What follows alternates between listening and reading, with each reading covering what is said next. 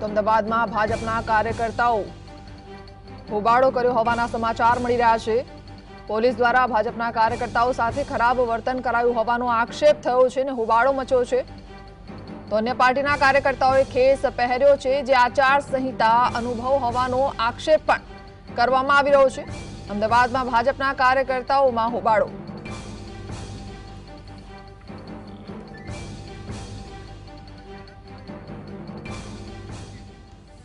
તો સંવાદદાતા ઝલક આપણી સાથે જોડાઈ ગયા છે। ઝલક, અત્યારે તમે કયા સ્થાન ઉપર છો અને શું પરિસ્થિતિ છે?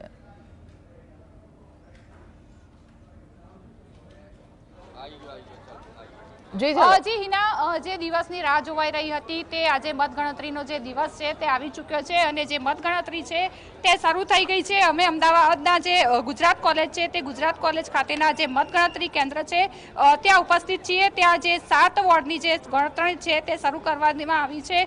વાત કરવામાં આવે છે દાણી લીમડા, નિકોલ, ગોતા, જોધપુર, નવાવાડા, ચાંદખેડા, અમરાઈવાડી, જે આ 7 વોર્ડ છે તે 7 વોર્ડની જે મતગણતરીનો જે પ્રારંભ છે તે થઈ ચૂક્યો છે।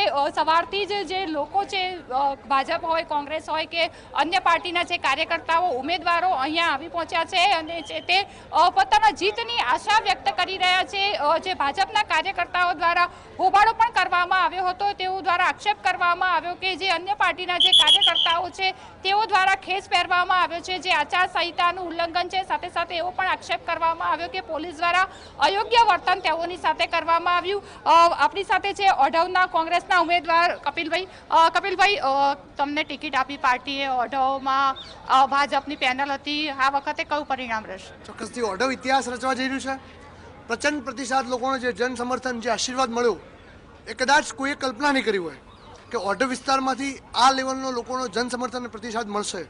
પરંતુ અમને વિશ્વાસ છે કે અમારા દ્વારા કરવામાં આવેલી જે કામગીરી, લોકહિતના મુદ્દાઓ, પ્રજાના પ્રાણ પ્રશ્નો માટે જે અમારી ચલાવેલી લડતો, એના પરિણામ સ્વરૂપે ઓઢવની જનતા એકજૂટ થઈ અને આ ચૂંટણી એ ઓઢવની જનતા વર્સિસ ભારતીય જનતા પાર્ટી હતી। ત્યારે મને વિશ્વાસ છે કે ઓઢવની જનતા જીતશે ઓઢવ, જીતશે કોંગ્રેસ। 24 કેટલી થશે? 24 બેઠક હતી કે કેટલી થશે? ચોક્કસથી કોંગ્રેસ પાર્ટી અમદાવાદની અંદર મેયર સ્થાપિત કરવા જઈ રહી છે। કોંગ્રેસ પાર્ટીનો અમદાવાદની અંદર મેયર બનશે। તો આ હતા કપિલભાઈ કે જેઓનું કહેવું છે કે જે કોંગ્રેસ છે તે કોંગ્રેસનું ખૂબ જ સારું પરફોર્મન્સ રહેશે। તમે જોઈ શકો છો કે જે રીતે મતગણતરી છે તે મતગણતરીને ધ્યાનમાં રાખીને ખૂબ જ ચુસ્ત પોલીસ બંદોબસ્ત કરવામાં આવ્યો છે। ત્રિસ્તરીય છે તે સુરક્ષા વ્યવસ્થા છે તે કરવામાં આવી છે। હાલ જે મતગણતરી છે તે શરૂ થઈ ગઈ છે। જે ઉમેદવારો છે તેમના જે એજન્ટો છે, તમામ લોકો છે તે લોકો 7 વોર્ડના જે પ્રથમ તબક્કામાં જે 7 વોર્ડની ગણતરી ચાલી રહી છે તે શરૂ થઈ ગઈ છે અને હવે જે મતગણતરી થશે તેમ ખ્યાલ આવશે કે કયો છે ઉમેદવાર છે તે આગળ છે અને વિજેતા બને છે। જી બિલકુલ, ઝલક, આભાર। તો ઓઢવમાં કોંગ્રેસે પોતાનો વિશ્વાસ વ્યક્ત કર્યો છે કે ઓઢવમાં પંજો લહેરાશે અને એ વિશ્વાસ સાથે અત્યારે મતગણતરીની શરૂઆત પણ થઈ ગઈ છે ઓઢવમાં।